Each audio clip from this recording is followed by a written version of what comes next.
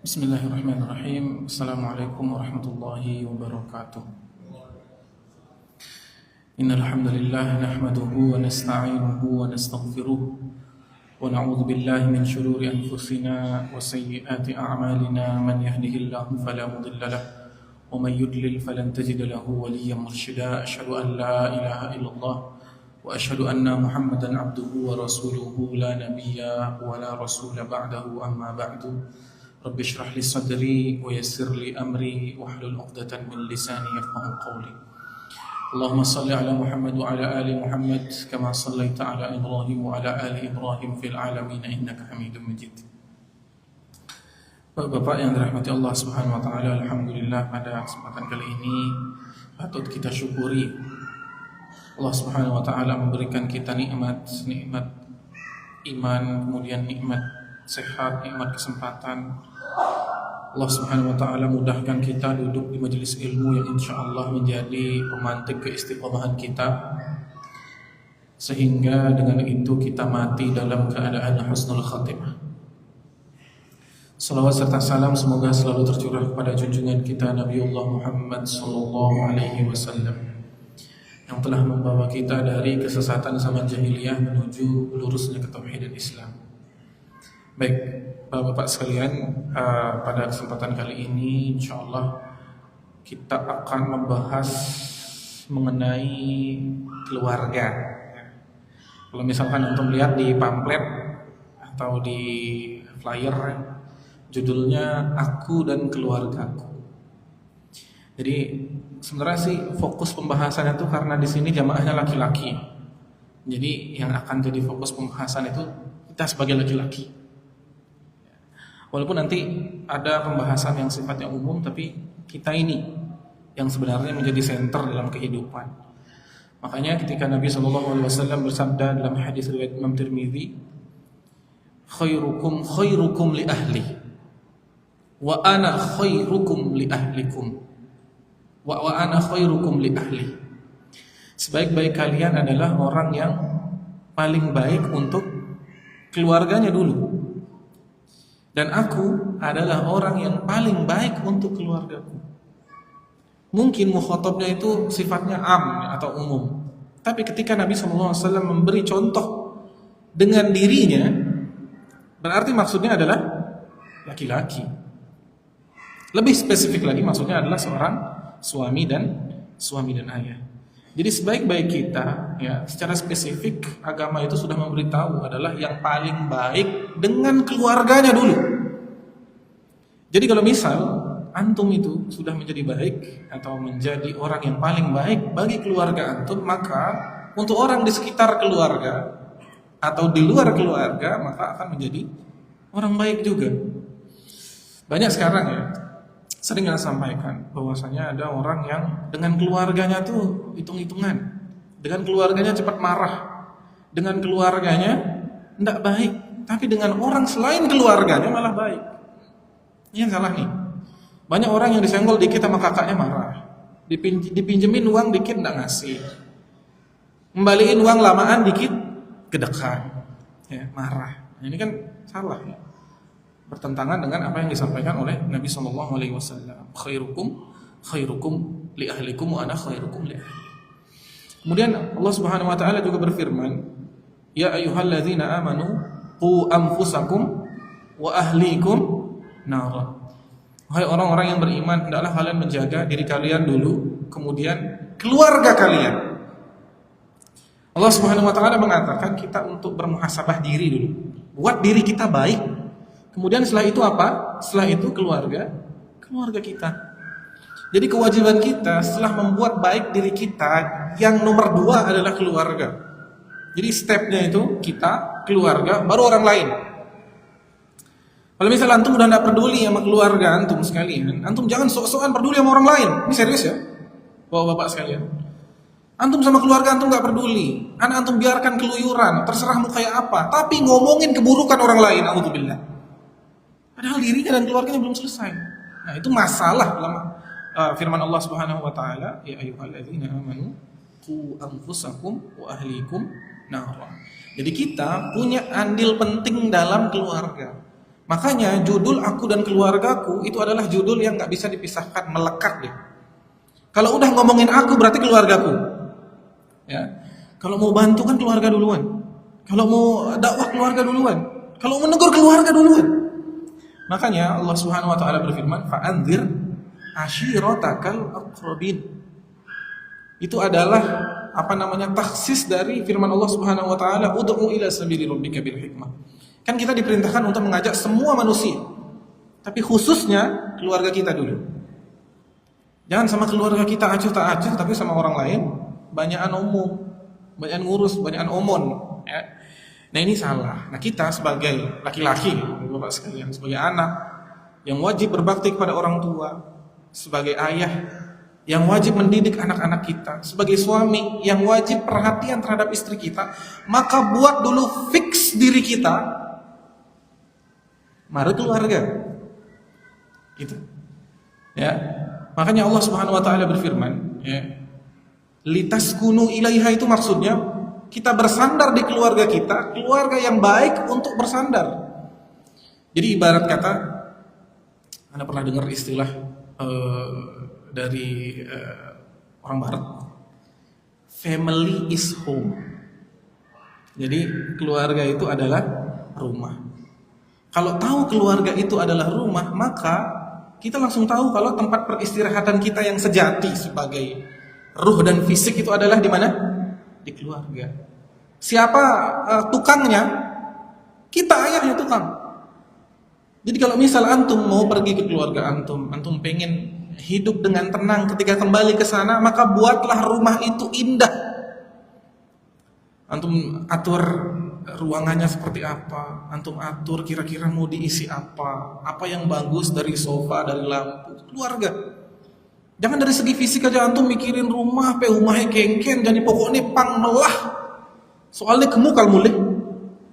Kan kita mikirnya gitu, cuma rumah dari segi fisik, padahal inti dari kita pulang itu bukan rumahnya, tapi orang di dalamnya. Berapa banyak orang yang rumahnya roboh, tapi rindu sekali pulang. Karena istrinya solehah, karena anaknya soleh dan solehah, setiap kali pulang menambah keimanan dan ketakwaan. Rumah melah megah setiap mulai, merebat doen. Setiap pulang bertengkar aja, isinya masalah aja. Padahal full AC, mederek AC di Jumat. Sofa udah yang paling mahal, lantai marmer. Setiap pulang tidak dapat ketenangan. Itu bukan rumah yang hakiki, bapak-bapak sekalian. Kita kreatornya, kita orang yang mengatur dan membuat, ya, terutama sebagai seorang ayah dan seorang suami. Maka kita berkeluarga. Makanya Allah Subhanahu wa taala sebutkan itu, kalian diberi pasangan Allah Subhanahu wa taala dari kalangan manusia ya. Bukan dari kalangan jin dan setan. Dari kalangan manusia agar apa? Litaskunu ilaihi. Agar kita tenang di dalamnya. Nah, gimana mau tenang kalau misal rumahnya ruwet, rumahnya ribet, ya, dalam pengertian agama. Nah ini kita tahu domirnya itu untuk semuanya. Karena Allah Subhanahu wa taala mengatakan ya ayyuhalladzina amanu, kemudian kata perintahnya juga qu anfusakum, itu untuk antum. Tapi jika kita bicara secara spesifik tentang domir yang dituju oleh ayat dan hadis Nabi SAW, maka kita akan menemukan sebagian besar atau perintah yang mendominasi dari itu adalah untuk kita para laki-laki sebagai seorang suami dan seorang ayah. Kalau misal ada lingkungan yang rusak, bapak-bapak sekalian, percaya itu pasti bapaknya tidak peduli tuh. Jadi lingkungan itu kan terdiri dari keluarga. Ya, kalau misal rusak semuanya, otomatis bisa jadi itu karena kesalahan bapaknya. Ya. Karena bapak itu menjadi tonggak utama. Nah, zaman sekarang banyak sekali bapak yang tidak peduli terhadap anaknya. Padahal bapak itu adalah orang yang paling disorot oleh seorang anak dan yang paling menjadi contoh. Maka itu kita sebagai bapak harus teliti dulu, apakah ketika kita memerintahkan anak-anak kita, kemudian menasehati istri kita sudah melakukannya. Jangan tidak. Kita nggak dekat sama anak kita. Kita itu gini, bapak-bapak sekalian. Antum jangan kira tugas antum sekalian sebagai kepala rumah tangga itu hanya memberi nafkah secara lahir saja. Salah. Kalau misal buat anak, hewan juga bisa. Kalau misal hanya menafkahi, banyak sekali hewan bisa menafkahi puluhan anaknya sampai besar, sampai sehat. Yang membedakan kita apa? Mempunyai lub di kepala. Menjadikan keluarga kita itu adalah keluarga yang Islami, mendidik mereka secara Islami, memberi contoh, kemudian mendisiplinkan mereka dengan agama. Anak-anak sekarang, bapak-bapak sekalian, kalau misal ini hipotesis pribadi sih, tapi kayaknya benar. Mau milenial, mau Z, mau alpha, dari mereka itu lebih cepat berkembang hawa nafsu dan keingintahuannya dibandingkan kebijakan imannya. Itu kalau misal antum tidak banyak-banyak berdoa, kemudian memberi contoh kepada anak, buyar, pasti buyar. Nabi SAW pernah bersabda dalam hadis yang diriwayatkan oleh Imam Tirmizi, beliau mengatakan salah sudah awatin mustajabatin la syakka fihinna.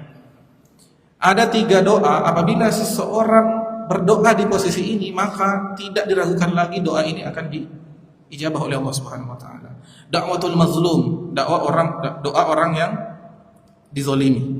Yang kedua, da'watul musafir, doa orang yang sedang berada dalam safar. Yang ketiga, da'watul walidi ala waladihi, doa seorang ayah untuk seorang anak. Jadi kita kalau misalkan mau mengajarkan anak kita, maka ajarkanlah dengan didikan agama, bapak-bapak sekalian, dengan didikan agama. Sekali lagi Anda sampaikan. Maka dari itu, coba siapa yang menjadi contoh bagi Nabi Ismail ketika dia menjadi orang paling sabar saat ingin dikorbankan oleh ayahnya? Pasti bapaknya. Luqman, itu bapak apa ibu? Yang dijelaskan dalam Al-Quran menasihati anaknya dengan nasihat-nasihat mulia. Itu bapaknya itu. Coba bayangkan antum, Nabi Ibrahim nyuruh anaknya untuk berkorbankan diri untuk Allah Subhanahu wa taala, bukan ngorbanin harta, bukan sekedar HP, bukan sekedar hal-hal yang sifatnya remeh dalam masalah dunia, tapi nyawa. Dari mana dia dapat contoh sehingga Nabi Ismail bisa ngomong, "Ya abatif al ma tu'mar satajiduni insyaallah minas sabirin." Dari bapaknya. Ya. Bapaknya itu kalau misal sudah bertakwa, pasti memberi contoh yang baik. Salah satu cerita, antum bisa buka Ibnu Katsir ya. Nabi Ibrahim itu kalau misal makan tidak bisa sendiri. Kalau enggak ngasih orang yang membutuhkan, dia ngajak orang yang membutuhkan untuk makan bersama. Itu Nabi Ibrahim. Anaknya melihat sosok seorang ayah itu seperti apa. Ini jangan kita nyuruh anak kita jangan main HP aja. Bapaknya main HP, nonton apa? Biasanya alur cerita film. Dilihat sama anaknya, diikutin. Sering Anda sampaikan, di mana-mana orang tua ketika sudah tidak memberi contoh bagi anaknya, maka ketika anaknya menegur orang tuanya atau melakukan hal yang buruk dari orang tuanya, kita tidak akan bisa mematahkan argumentasinya. Kita nggak ngelakuin. Kan gitu. Anak itu contohnya itu yang paling dahsyat adalah bapaknya. Jadi doa ya, yang paling penting ya, bapak-bapak sekalian. Kalau misal antum sekalian ingin keluarga antum, terutama anak-anak antum, ya kita ngomongin bapak nih panjang nih, ya kita jalanin yang bapak dulu. Jangan kita biarkan anak kita itu terbuai dalam hal-hal yang sifatnya kesesatan. Ya. Percuma aja kita gedein atau mengcover nafkah lahirnya, kemudian batinnya kita biarkan terombang-ambing. Karakternya kita biarkan rusak. Ya. Jadi bapak-bapak sekalian, ya, ini nasihat juga bagi diri kami sendiri. Ya. Antum jadikan diri antum itu sebagai contoh. Kemudian ketika ditegur oleh anak, antum harus punya rasa malu untuk berhenti melakukan itu. Jangankan hal yang sifatnya dosa, ya. Mungkin yang sifatnya mubah tapi lebih baik tidak dilakukan aja kita tersambar-sambar. Ini anak punya anak sekarang OTW 3 tahun umurnya. Sangat selektif dalam masalah tontonan. Karena tontonan itu akan membuat karakter anak rusak. Jadi kalau misalkan sering nonton yang tidak bermanfaat pasti rusak. Pasti rusak. Makanya anak-anak sekarang itu udah banyak yang ngomong kasar. Anak-anak umur 3 tahun, 4 tahun, 5 tahun, omongannya luar biasa dahsyat. Tidak pernah kita bayangkan. Kemudian kebiasaannya luar biasa rusak. Kayak, anak melarang ya, anak-anak umur TW 3 tahun, 2,5, 3 tahun, udah lancar ngomong. Setiap kali dia ikut nonton sama sepupu atau temannya, anak bilang, nak, nggak boleh nonton. Nanti matanya sakit. Dengar sama lihat yang bermanfaat aja. Suatu hari di malam hari, biasalah kita bapak-bapak ya, sebelum tidur, sebelum berdoa, kita cek berita terkini dulu. Ini apa kira-kira nih jadi bahan obrolan di tongkrongan. Pas sudah anak lihat HP, ternyata dia belum tidur. Dia bilang ke anak, Buya, katanya nggak boleh nonton HP, nanti sakit matanya. Munsing samber petir tuh. Itu baru hal yang seperti itu aja. Maka kita jadi contoh, saat anak kita ngomongin hal yang buruk yang sebenarnya kita ucapkan, kita lakukan, itu harusnya jadi pelajaran bagi kita. Jangan kita melunggah, panak-panak jani pada blur-blur gati, jangan-jangan bapak ani blur malu tuh. Anak-anak sekarang nakal-nakal sekali, jangan-jangan bapaknya ya nakal. Maka perintahkanlah anak-anak kita untuk takut kepada Allah Subhanahu wa taala, bapak-bapak sekalian. Itulah yang penting. Allah Subhanahu wa taala berfirman, "Faman khafa maqama rabbih wa nahan nafsa 'anil hawa." Dua hal ini, takut kepada keagungan Tuhannya, kemudian menahan hawa nafsunya. Fa innal jannata hiyal ma'wa. Sungguhnya surga adalah tempat kembalinya. Bapak-bapak sekarang, orang tua sekarang secara umum itu melihat anaknya sukses dari segi apa coba? Dari segi dunia. Sudah punya kerjaan, sudah bisa menggaji dirinya sendiri, sudah bisa ngasih orang tuanya, kayaknya udah sukses tuh.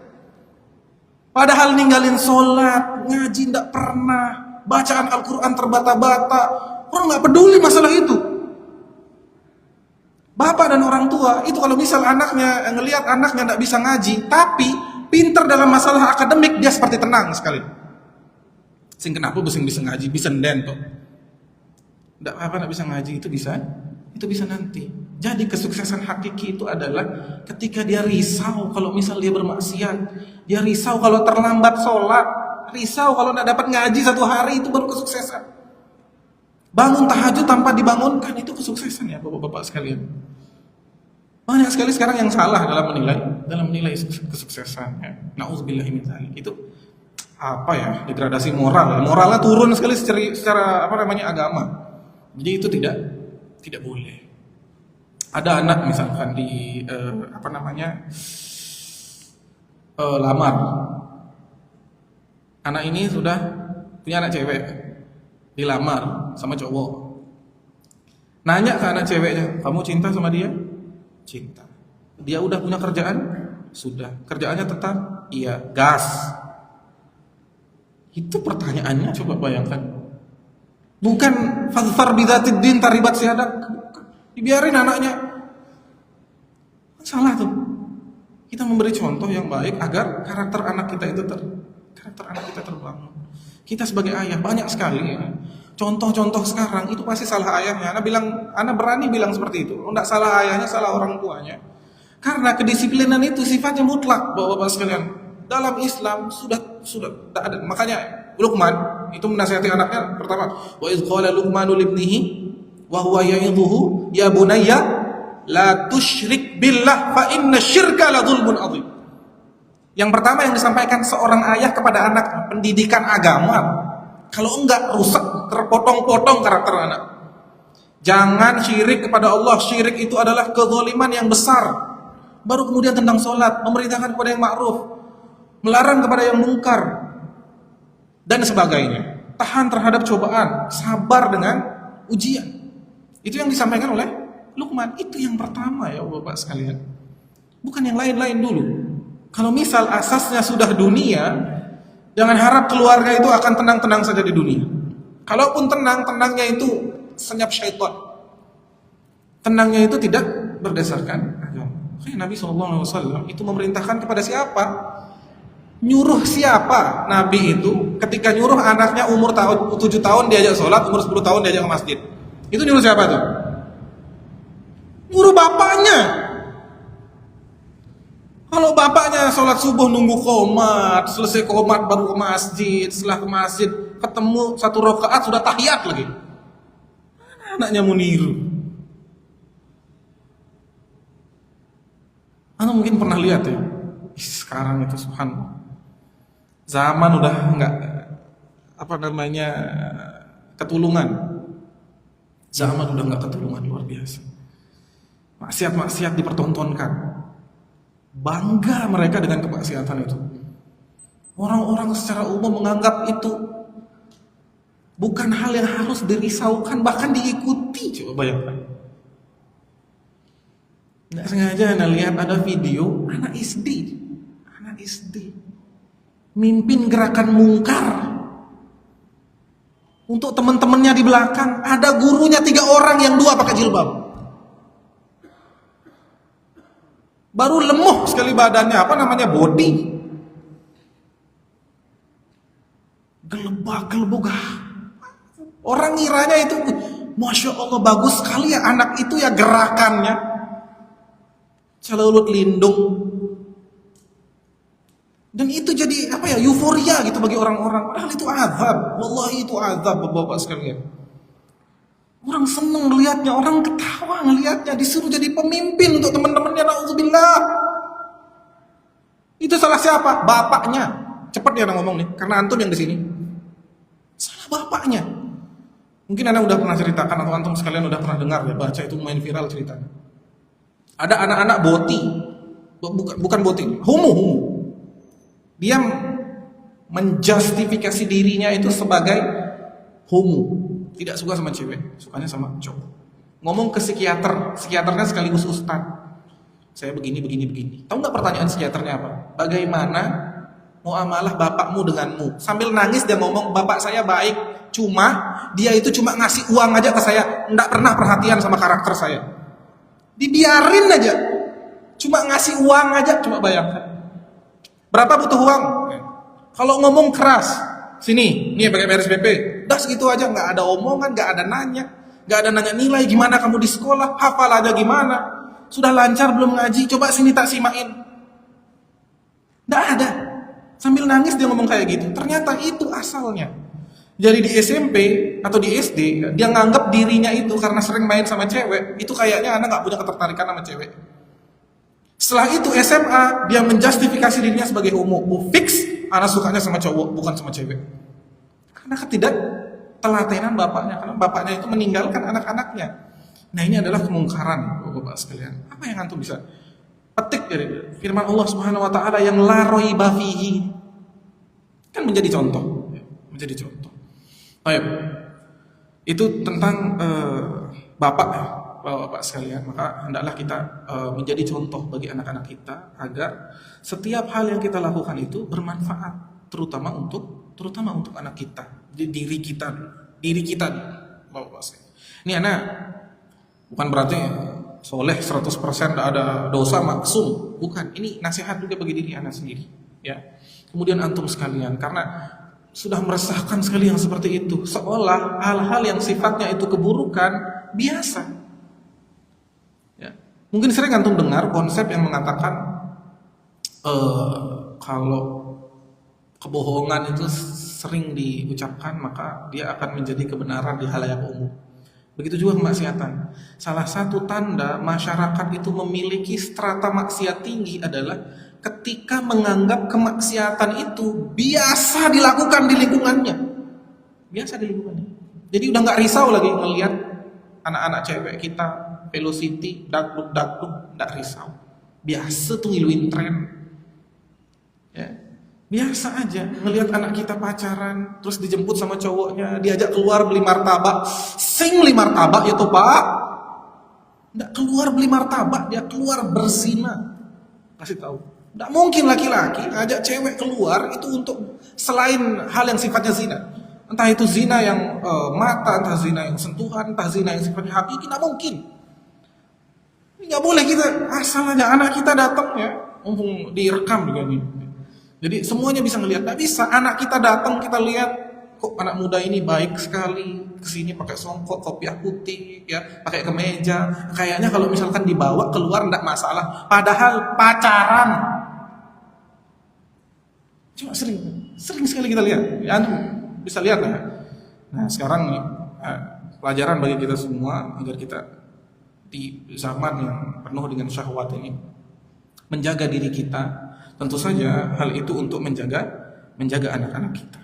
Kemudian Nabi SAW bersabda dalam hadis riwayat Bukhari dan Muslim, beliau mengatakan ar-rajulu ra'in fi ahlihi wa huwa mas'ulun an ra'iyatihi. Seorang laki-laki, ini kita bicara laki-laki dulu Pak. Seorang laki-laki itu adalah ra'in. Ra'in itu adalah pemimpin. Kalau di keluarga itu nomor satu siapa? Bapaknya. Nomor dua, anak laki-lakinya. Jadi kalau bapaknya sudah nggak ada, maka anak laki-lakinya adalah ra'in. Wa huwa mas'ulun an ra'iyatihi. Percaya, bapak-bapak sekalian, antum mungkin sudah sering dengar bahwasanya dia bertanggung jawab atas apa yang diamanahkan baginya. Dia bertanggung jawab atas apa yang dipimpinnya. Mungkin kita udah sering ini dengar hadisnya, tapi pernah nggak kita tadaburi? Ini adalah hadis yang membuat hidup kita tertekan dan penuh dengan tugas. Coba antum sekalian, antum punya istri, antum punya anak, antum punya ibu, antum punya bapak, antum punya adik cewek. Ya. Itu adalah tanggung jawab antum yang nanti akan ditanya. Kalau misal antum acuh tak acuh, ya mau gimana terserah dia, yang penting saya, itu akan ditanya. Makanya Allah Subhanahu wa taala mengatakan orang-orang yang, ini ayat bagus banget ya, Bapak-bapak sekalian. Antum perlu catat maknanya dan antum jadikan ini sebagai konsep kehidupan antum dalam berkeluarga. Jadi keluarga yang selamat dalam hal ini kedua orang tua. Orang tua yang selamat adalah yang anaknya soleh karena bimbingannya. Nah, perkara kita udah ngebimbing, anak kita tetap tersesat itu kan beda masalah. Yang penting kita udah usaha. Enggak cuma dalam masalah finansial, tapi juga masalah batin ya, juga masalah batin. Allah Subhanahu wa taala berfirman, "Walladzina amanu wattaba'athum dzurriyyatuhum biimanin alhaqna bihim dzurriyyatahum." Orang-orang yang beriman dari kalangan orang tua adalah mereka yang wattaba'athum dzurriyyatuhum biimanin, adalah mereka yang keturunan mereka mengikuti mereka dengan dasar iman. Kemudian Allah mengatakan wa alhaqna bihim dzurriyyatuhum, dan kami membuat level mereka itu setara dengan anak-anak mereka tanpa mengurangi amal anak-anak mereka. Jadi gini, keluarga atau dua orang tua yang sukses itu, alladzina amanu, orang-orang yang beriman ya, orang yang sukses adalah mereka yang anak-anak mereka itu soleh dan solehah karena bimbingan mereka. Jadi anak-anak mereka itu mengikuti keimanan mereka sehingga bisa menjadi lebih soleh lagi, menjadi lebih soleh lagi. Kemudian fa'alhaqna, kita menjadikan apa yang anak-anak mereka berbuat itu menjadi pahala mereka tanpa mengurangi amal anak-anak mereka.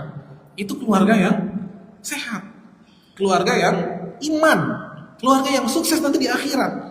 Bukan keluarga yang hanya tercukupi, yang penting satu-satu udah punya rumah, yang penting satu-satu udah punya mobil. Jangan itu dulu antum pikirin, naudzubillah. Jangan itu dulu. Jangan itu dulu. Pikirin dulu imannya, pikirin dulu karakternya, pikirin takwanya. Setiap hal yang antum lakukan di dunia, antum kejor-jorin pakai kehidupan pendidikan akhirat dia. Jadi antum berusaha dari masalah dunia, antum kasih pondok, bayar nih, bayar. Butuh buku apa? Buku nih, bayar.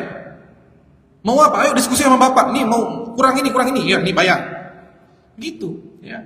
Jangan antum ngerasa nih sekarang, Anda sampaikan bapak-bapak sekalian. Sekarang banyak sekali orang tua yang mungkin dalam tanda petik sudah tidak kuat mengurus anaknya, itu mondokin anaknya. Banyak kan? Ini adalah hal yang terpuji, benar-benar dahsyat, luar biasa, top. Mondokin anak adalah jawaban yang paling make sense untuk menjaga kepribadian dan akhlak. Saja pesantrennya harus benar. Pesantrennya harus benar. Jangan mondok di pesantren yang nggak benar. Kemudian mereka ketika sudah nggak kuat lagi ngurus anaknya itu kayak dibuang di pesantren. Anak pernah, akhirnya cerita nih ya. Anak kan musyrif di pesantren. Sakit sekali hati anak dengar. Anak ini nakal. Kemudian anak sering hukum lah. Pokoknya anak sering hukum. Karena namanya orang nakal dihukum. Datanglah orang tuanya. Kemudian ngobrol. Anak paling suka kalau ngomong tentang anak laki-laki itu dengan bapak. Makanya kalau ibunya aja yang datang, anak tanya, mana bapak bu? Kalau bisa sama bapak ya kesini. Karena anak laki biasanya agak ngejer bedek bapak nih. Makanya bapak yang anak suka aja ngomong itu bapak. Karena kalau misalkan bapaknya udah diem dia. Kalau mamanya enggak, kadang seperti itu. Anak ngomong sama bapak ibunya waktu itu datang. Setelah itu ngomongin anaknya, Pak, anak bapak seperti ini. Maaf nih, kita kirim surat karena anak bapak ini sudah SP, udah masuk SP, surat peringatan. Coba apa omongan orang tuanya? Lupa itu bapaknya atau ibunya. Ustaz, anak udah capek ngurus anak-anak, Ustaz. Sekarang anak serahkan dah ke antum. Terserah antum dah mau apain anak, karena mau anak-anak antum tendang, terserah antum dah. Pokoknya anak udah capek.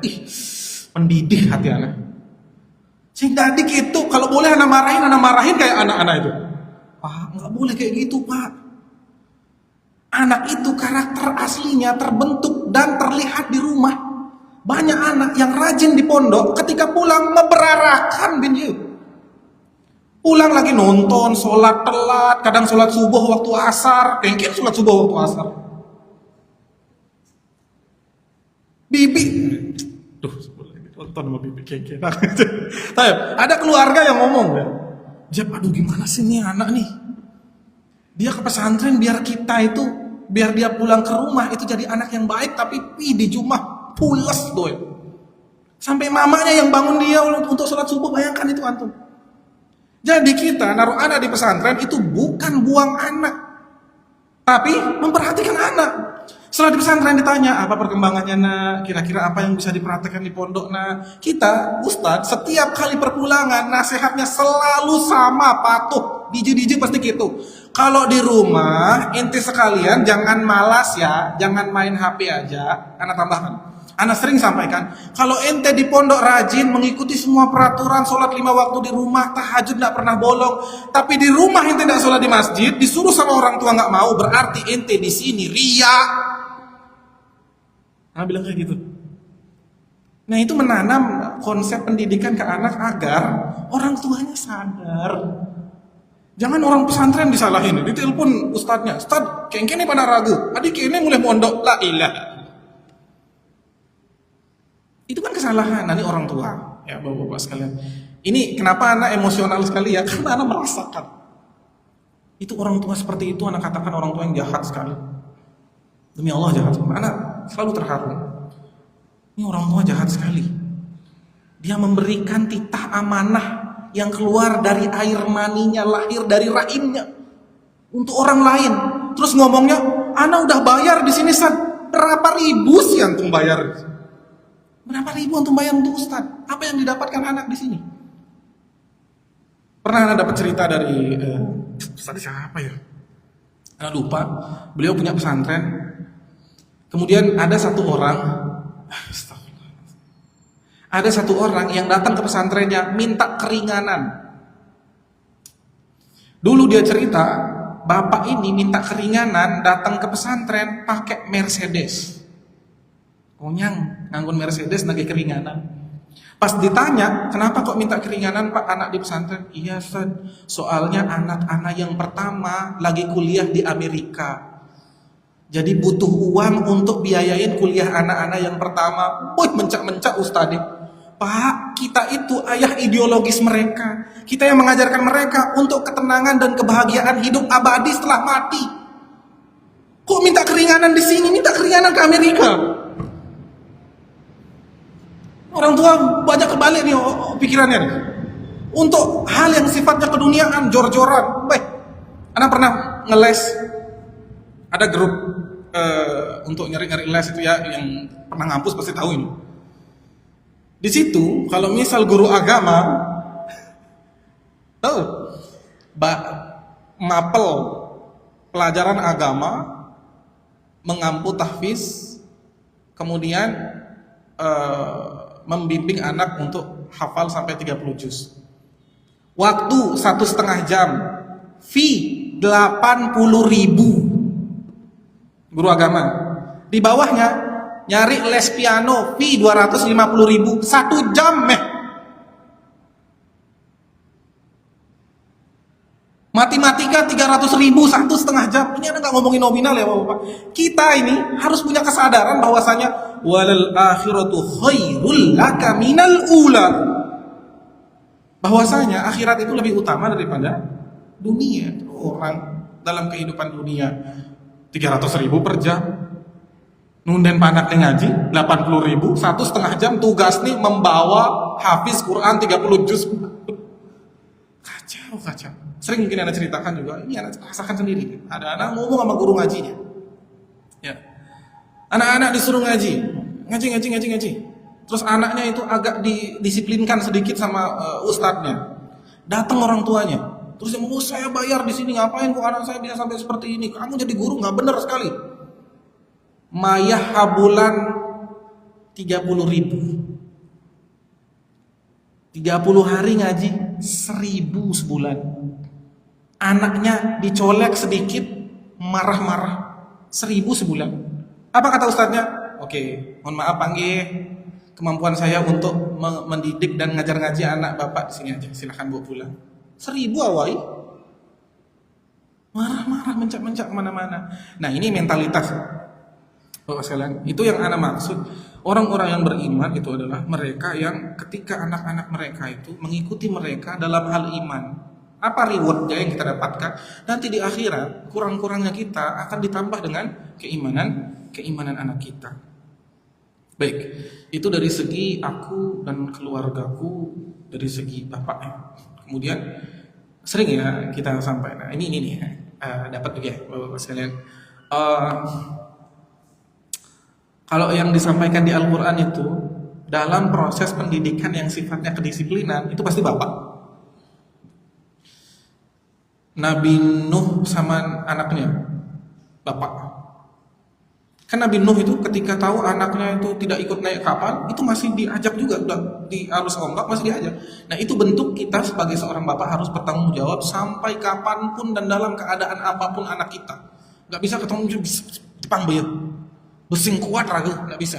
Kita nggak bisa angkat tangan. Contohnya Nabi Nuh, anaknya udah ikut hanyut tapi tetap diajak dialog biar dia kembali ke Islam. Itu Nabi Nuh. Kemudian tadi Nabi Ibrahim tentang sabarnya. Nabi Ismail pasti ngelihat contoh atau role model itu ayahnya. Kemudian Luqman itu kan ayah. Ya. Luqman yang menasihati anak. Nasihatnya ada banyak. Kalau mau bahas nasihat Luqman itu ada pertemuan sendiri insyaallah. Kemudian sosok ibu itu biasanya disampaikan di dalam Al-Quran sebagai orang yang paling tertatih untuk mengasuh anaknya. Sebenarnya dua orang ini, ayah dan ibu, punya peran yang sama. Cuma masalah pendidikan dan kedisiplinan itu lebih tegasnya di bapak. Karena kalau ibu kan wahdan ala wahnin, ya, dia itu sulit. Makanya yang disebutkan 3 kali itu adalah ummuka, summa abuka. Ibu dulu dia bicara secara fisik, secara mental itu sulit ya. Apalagi yang single parent dia harus sekalian jadi bapak. Tapi kalau bapak yang sifatnya kedisiplinan, ya, nyuruh yang diperintahkan untuk siapa yang menasihati anaknya untuk nyuruh mereka sholat, itu adalah Luqman. Nah, mereka adalah ayah. Jadi catatan besar ya bagi kita sekalian, bapak-bapak sekalian, ayah itu adalah pemimpin. Pemimpinlah yang mengatur kualitas apa yang dipimpin. Nah, itu seorang ayah. Nah, kalau kita ngomong ibu, itulah ya, sudah tidak diragukan lagi peran ibu di dalam keluarga, dan lelahnya mereka itu bertambah-tambah dan berlipat-lipat. Karena seorang ibu itu punya kekhususan, kayak dia dikasih khususiat yang tidak ada di ayah. Apa itu? Ngemong anak. Ya, membuat anaknya itu menjadi nyaman bersama dia. Nah, ayah itu yang mendisiplinkan. Jadi bapak-bapak sekalian, di banyak hadis dalam riwayat Bukhari, Nabi SAW itu menyampaikan, hendaklah kita berbuat lembut kepada anak kita. Jangan kasar, jangan tegas, benar-benar tegas sampai anak kita nggak berani. Nah, itu dampak negatifnya keras kan. Kemudian terakhir bapak-bapak sekalian, waktunya masih sekitar 10 menit ya. Yang Anda ingin sampaikan adalah kita sebagai seorang anak. Nabi SAW mengatakan, Inna min akbaril kabair an yal'ana ar-rajulu walidayhi. Sesungguhnya di antara dosa-dosa yang besar adalah seorang anak yang melaknat orang tuanya. Jadi bahkan Imam Ibnul Qayyim itu memasukkan laknat kepada orang tua dengan konteks umum. Jadi kalau misal ada seorang anak yang melaknat orang tuanya walaupun orang tuanya salah, itu adalah dilaknat. Jadi Imam Ibnul Qayyim itu mengatakan la'ana man la'ana walidayhi. Allah Subhanahu wa taala melaknat orang yang melaknat orang tuanya. Jadi kita sebagai anak itu punya kewajiban untuk berbakti walaupun orang tua kita itu salah. Jadi semakin kita duduk di majelis ilmu, ketika kita pulang, kita semakin berbakti kepada orang tua kita. Walaupun orang tua kita itu berbeda, walaupun berbeda dalam masalah agama, kita masih tetap punya kewajiban untuk berbakti kepada mereka. Tahuilah ya, bapak-bapak yang masih punya bapak, yang masih punya ibu sekalian. Antum sekalian itu adalah seorang anak yang mana ketika antum masih kecil, ibu dan bapak antum itu banting tulang dan sudah tidak memperdulikan dirinya. Yang penting antum sekalian cukup secara lahir, cukup secara batin. Maka kewajiban kita berbakti itu adalah kewajiban yang tinggi sekali derajatnya.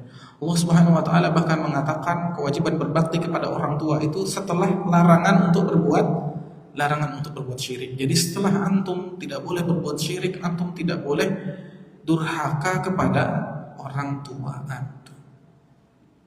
Kalau ibu kita tahu lah ya, kita tidak boleh durhaka sama ibu. Ibu sudah ngasuh kita, rambutnya rontok, giginya keropos, cita-cita yang dulu dia cita-citakan digadaikan untuk antum sekalian, maka antum punya kewajiban untuk berbakti kepada ibu. Kadang orang itu lupa berbakti kepada ayahnya. Anak-anak dekat sama ibu biasa, tapi anak-anak dekat sama ayah itu luar biasa. Makanya kami sampaikan di sini bahwasanya kita sebagai ayah itu harus punya karakter yang baik. Dan kita sebagai anak harus membawa ayah kita sebagai orang yang paling berjasa di hidup kita. Coba bayangkan, bapak itu memang kelihatannya galak, kelihatannya tegas, tapi dia adalah orang yang paling berusaha mencari nafkah untuk kita. Jadi kita sama anak kita itu harus dekat ya, bapak-bapak sekalian. Tanya dia mau apa, mau ini. Kalau udah nggak dekat, omongannya nggak kena. Akhirnya orang nyari sosok bapak itu ke orang lain. Betapa sakit hati kita kalau misalnya seperti itu. Makanya kita berbakti sama orang tua kita itu jauh di atas berbakti sama bapak kita. Mungkin banyak lah kita antum sekalian udah punya anak ya. Kayak apa antum mikirin anak antum?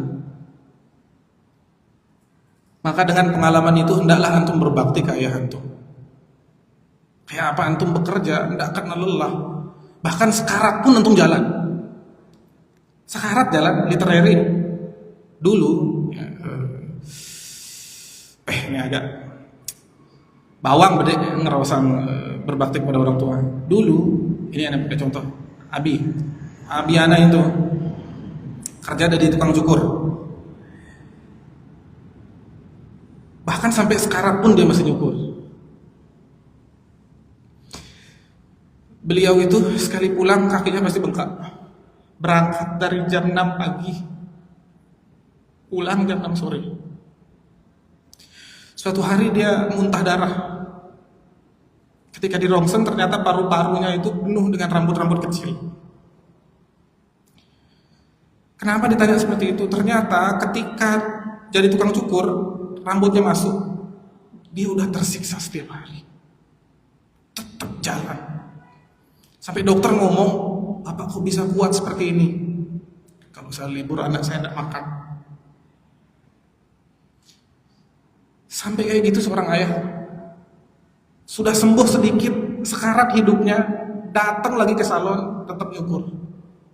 Bapak, memang ya secara pribadi agak nggak akrab sama Abi ya. Ngomong seperlunya, ketika ngasih sesuatu dikasih aja. Ya, mungkin datang nasihat 1, 2, 3.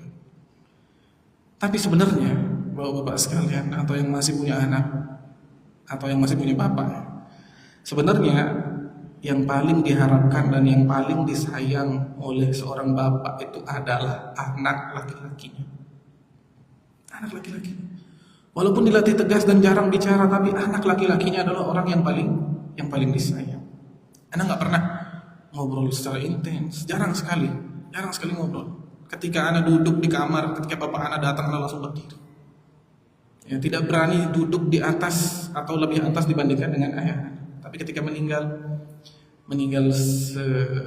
beberapa detik sebelum nyawanya dicabut, anak yang ada di sampingnya. Mungkin kelihatan sayang sama anak ceweknya, tapi ternyata sebelum meninggal beliau menyampaikan yang paling disayang adalah anak laki-laki. Jadi itu renungan bagi kita, bapak-bapak sekalian, agar antum sekalian itu ingat, silang pendapat silakan sama abi antum, tapi jangan sampai melaknatnya dan menghajarnya. Jangan sampai antum sekalian itu nyesel.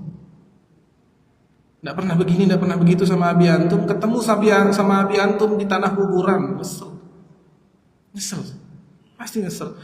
Jadi nasihat bagi diri kami sendiri, kemudian antum sekalian, jangan telantarkan orang tua dan buatlah orang tua antum sekalian bahagia di dunia. Jangan bilang tidak sanggup ngasuh, tidak sanggup ini, tidak sanggup itu. Asuh gimana? Tidak kuat ngoncengin, tidak kuat nyeboin. Dulu sehari 5 kali nyeboin kita. Sekarang kita yang nyeboin 1-2 kali tidak kuat, naudzubillah. Makanya sedih sekali. Sebenarnya pertanyaan ini ketika Anda nggak tahu kalau ada ternyata kasus itu. Jadi ada yang nanya, gimana hukumnya kalau misal anak itu menaruh orang tuanya di panti jompo, padahal dia mampu untuk merawatnya. Jawaban Ana nggak langsung jawab haram, nggak langsung jawab dosa. Ana bilang kalau ada anak yang seperti itu adalah anak yang kurang ajar dan secara logika nggak nyampe di kepala kita. Kok bisa anak naruh orang tuanya di panti jompo padahal masih bisa merawat, masih bisa mengcover, tubuh masih sehat, berarti masih mampu. Kok bisa ditaruh di panti jompo? Coba gini, anak kasih antum bayangannya. Gimana perasaan sakit hati orang tua itu ketika dititipkan di panti jompo oleh anak yang masih sehat? Antum punya anak kan sekarang nih? Antum bayangkan antum sudah tua nggak kuat ngapa-ngapain. Terus anak antum ngomong, bu, ibu atau bapak, saya taruh di panti jompo ya, saya udah nggak kuat ngurus lagi. Gimana sakit hati antum? Kalau antum bayangkan, ya Allah, selama ini anak nyari uang ke sana kemari biar tahu makan, biar anak hidup, tapi ternyata ditaruh di panti jompo. Usah jawab itu dosa apa enggak ya, secara akal aja udah nggak masuk. Ada orang yang naruh anaknya di panti jompo. Baik, bapak-bapak sekalian, mungkin ini saja yang dapat kami sampaikan ya. Semoga bermanfaat. Sebagai closing statement, kami sampaikan bahwasanya keluarga itu memiliki peran yang paling besar dalam hidup kita. Maka saat judulnya itu aku dan keluargaku, memang setiap personal di keluarga itu harus memiliki peran. Kita sebagai anak memiliki peran berbakti kepada orang tua. Kita sebagai orang tua memiliki peran untuk membimbing anak-anak kita. Kita sebagai suami memiliki peran untuk membimbing istri kita. Jadi kalau misal antum sekalian ingin keluarga antum itu baik, isinya itu sakinah, isinya mawaddah, isinya warahmah, maka apapun yang antum lakukan itu harus berdasarkan pendidikan Islam. Mulai dari diri antum, kemudian keluarga antum sekalian. Baik, Bapak sekalian, mungkin ini yang dapat kami sampaikan. Semoga bermanfaat, menambah ketakwaan serta ketaatan kita kepada Allah Subhanahu wa taala. Masih ada waktu sekitar 5 menit ya. Berapa menit? 1 menit. Oh, 1 menit. Sebenarnya kalau ada yang mau ditanyakan atau didiskusikan, bolehlah sambil nunggu waktu tip. Ana nggak tutup dulu. Kadang kalau Ana langsung tutup, ada yang pengen nanya dan pertanyaannya itu harusnya dijawab di forum. Boleh silakan ya, Bapak sekalian. Kalau ada, ya, kalau sudah tip kita tutup. Oh, ada ternyata. Oh, silakan. Nggih.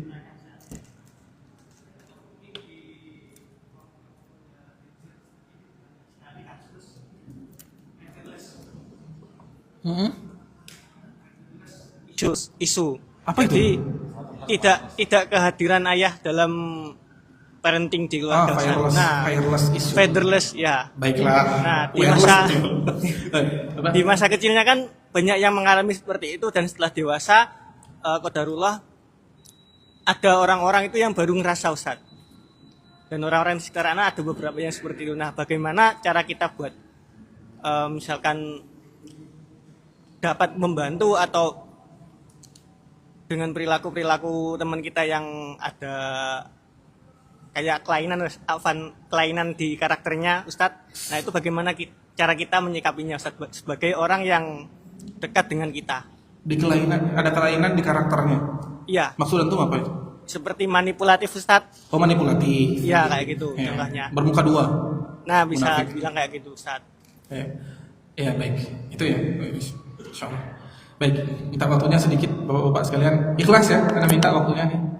Dituntut di akhirat. Baik, ya Bapak-bapak sekalian, pertanyaannya bagus sekali. Jadi sekarang itu generasi Z ya, ada fenomena namanya, emang generasi Z ini banyak kali apa namanya istilah-istilah yang Anda nggak tahu, tapi intinya ternyata anak ini seperti itu karena kehilangan sosok ayah, gitu kan? Secara umum seperti itu. Jadi nggak ada sosok ayah di dirinya, karakternya rusak. Nah, gimana apa namanya muamalah kita kepada mereka? Anda pernah juga dengar di generasi Z ini ada namanya istilah burn in. Apa burn in? Kebakaran. Burn in ternyata burn in itu artinya otaknya tidak kuat menampung masalah, akhirnya terbakar di dalam. Burn in, bilang just stress gitu aja burn in. Nah, itu sedikit aja. Nah, banyak ya. Anak banyak sekali dapat masalah. Nah, kita sebagai orang yang paham dan mengerti, hendaklah yang pertama, lama nih. Yang pertama, sebenarnya kita sebagai seorang mukmin itu punya jalan untuk berdakwah. Nah, jalan itu harus kita jalani step by step. Maksudnya, saat kita mampu untuk mempengaruhi dia menuju kepada kebaikan, maka kita wajib mendakwahi dia tanpa ada batasan apapun. Maksudnya, jangan bilang kalau misalnya dia seperti ini nanti kalau anak kasih tahu dia marah. Nah, itu kan pertimbangan. Kalau masih bisa, maka antum bermuamalah dengan baik kepada dia. Tapi kalau misalkan nggak bisa, ya, artinya saat antum mencoba menolong dia, antum mendapatkan mudarat yang lebih dahsyat lagi, maka antum jangan coba dekati. Tetap sambung tali silaturahmi. Sesekali ketika antum bisa berbicara baik, maka bicaralah yang baik. Misal contoh, ini ada orang nanya juga ke anak, dia itu adalah orang yang lagi transisi hijrah. Nanya ke anak, Ustaz, kan kita nggak boleh memutus tali silaturahmi, ya nggak boleh memang. Gimana hukumnya kita memutus tali silaturahmi ke orang yang kalau masih kita bermain dengan dia, kita akan tetap berada dalam kesesatan? Anak bilang itu bukan mutus tali silaturahmi namanya. Itu namanya menjaga jarak. Jadi tergantung kita sendiri yang bisa nilai. Kalau misalkan kita tetap bermain sama mereka, berada dalam circle yang toksik, ya, maka itu kita nggak boleh ke sana. Tapi kalau masih bisa, kita dekati, kita ajak ke kajian, kita ajak untuk mendengarkan nasihat, kita beri contoh yang baik sehingga dia jadi orang yang simpati, maka hendaklah kita lakukan. Nah, istilah yang baru Anda dengar ini memang sudah ada dari zaman dahulu, cuma istilahnya aja keren, fatherless, ya. Istilahnya nggak ada sosok seorang ayah. Nah, itu pelajaran juga bagi kita. Jadi ayah yang benar. Biasanya yang seperti ini itu akan menurun ke keluarganya. Anda punya teman, kakeknya luar biasa parah sama keluarganya. Punya anaknya begitu juga sama istrinya. Begitu juga sama anaknya.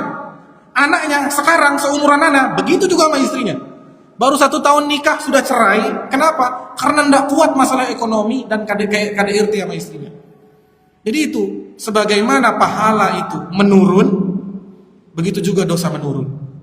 Makanya dalam kitab Ad-Da'wah Imam Ibnu Qayyim itu mengatakan salah satu dampak buruk dari dosa adalah melanjutkan dosa itu ke generasi sebelumnya. Jadi kita sebenarnya kalau berdosa cuma ganti baju aja. Dosanya kaum Lut, dari dulu kaum Lut sudah seperti itu, berargumentasi nganggap kalau ini tuh the law of nature katanya. Gaya-gaya doyan the law of nature. Karena kita memang udah fokus ke sana. Nah, ini salah ya. Mungkin itu aja. Sebenarnya ini pembahasan yang panjang sekali, cuma mungkin kita bahas secara singkat aja. Semoga menjadi jawaban deh. Cukup paham ya? Baik. Ini saja mungkin Bapak sekalian aku sampaikan. Semoga menambah keistiqomahan ketaatan kita kepada Allah Subhanahu wa taala. Kita tutup dengan doa kafaratul majlis. Subhanakallahumma wa bihamdika asyhadu an la ilaha illa anta astaghfiruka wa atubu ilaik. Assalamualaikum warahmatullahi wabarakatuh.